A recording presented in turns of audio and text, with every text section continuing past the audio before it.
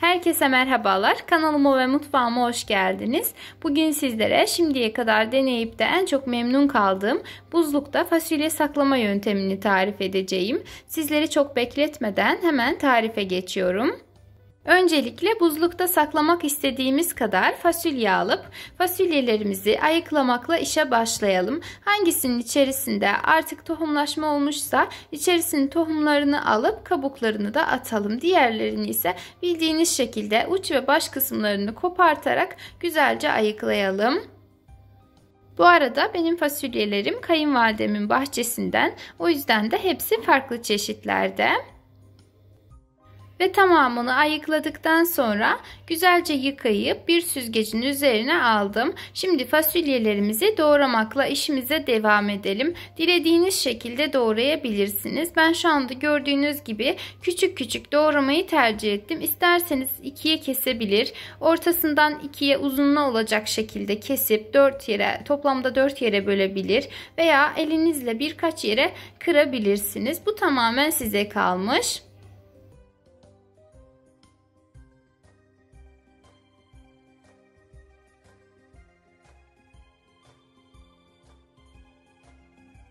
Ve fasulyelerin tamamını doğrayıp güzelce hazırladım. Hatta iç fasulyeleri, yani artık tohumlaşmaya doğru giden taneli fasulyeleri de içerisine ilave ettim. Bana göre bu şekilde çok daha lezzetli. Dilerseniz ilave etmeyebilirsiniz.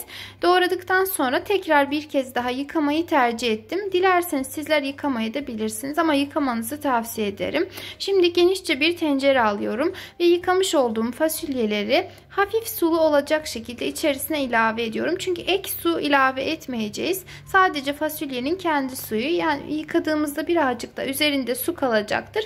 Bu da fasulyelerimizin yumuşaması için yeterli olur. Ve tenceremizi ocağa alıp önce orta, daha sonra ise kısık ateşte kapağı kapalı bir şekilde fasulyelerimizin pişmesini bekleyelim. Bu aşamada sık sık karıştırmayı unutmayalım. Aksi takdirde içerisine su ilave etmediğimiz için, yani sadece kendi suyunda olduğu için alttaki fasulyeler daha fazla pişip üzerindekiler çiğ kalabilir. O yüzden karıştırarak her tarafının eşit bir şekilde pişmesini sağlayalım.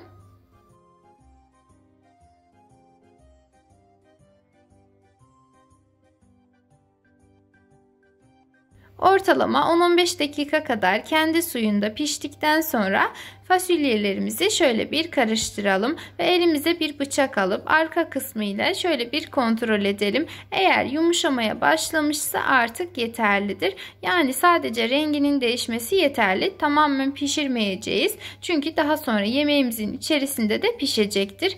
Ve artık hazır olan fasulyelerimizi genişçe bir tepsinin içerisine aktaralım. Bu aşamada ben kevgir kullandım. Çünkü tenceremizin dibindeki suyun tepsinin içerisine akmasını istemedim. Eğer akarsa daha sonra poşetlemede sıkıntı yaşayabiliriz. O yüzden bir kevgir veya süzgeçle yapmanızı tavsiye ederim. Tepsiye aldıktan sonra poşetleyebilmemiz için öncelikle fasulyelerimizin tamamen soğumasını bekleyelim. Yaklaşık 4-5 saat sonra fasulyelerimiz artık tamamen soğumuş. Şimdi artık poşetleyebiliriz. Poşetlemeden önce sizlere şunu söylemek istiyorum. Gördüğünüz gibi renkleri hafiften değişmiş ama bu sizi kesinlikle korkutmasın.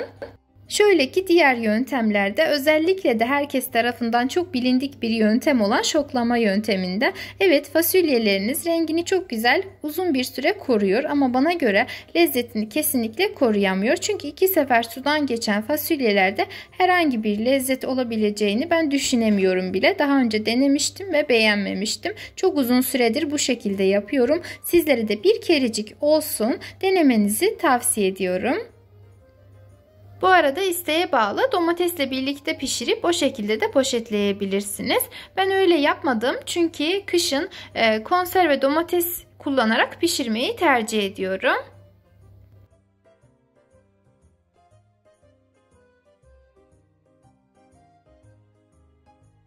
Ve tamamını poşetledikten sonra üzerinden bastırarak her tarafının eşit boyutlarda olmasını sağlayalım ki buzluğumuzda çok fazla yer kaplamasın. Daha sonra ise poşetlerimizin kilitlerini kapatıp kenar kısmında küçük bir delik bırakalım. O delikten ise bir pipet yardımıyla içerisinin havasını tamamen alıp poşetimizin vakumlanmasını sağlayalım. Ve vakumlanmış poşetlerinizi buzdolabınızın difrizinde veya derin dondurucunuzda 1 seneye kadar saklayabilirsiniz. Umarım tarifimi denersiniz. Eğer beğendiyseniz bana destek olmak adına videomu beğenebilir, emoji dahi olsa yorum bırakabilir. Hatta aşağıdaki paylaş butonuna tıklayarak ister sosyal medya hesaplarınızda isterseniz de WhatsApp hesabınızda tarifimi sevdikleriniz ve ailenizle paylaşabilirsiniz. Bir sonraki videolu tariflerimde görüşmek üzere. Kendinize çok iyi bakın. Allah'a emanet olun.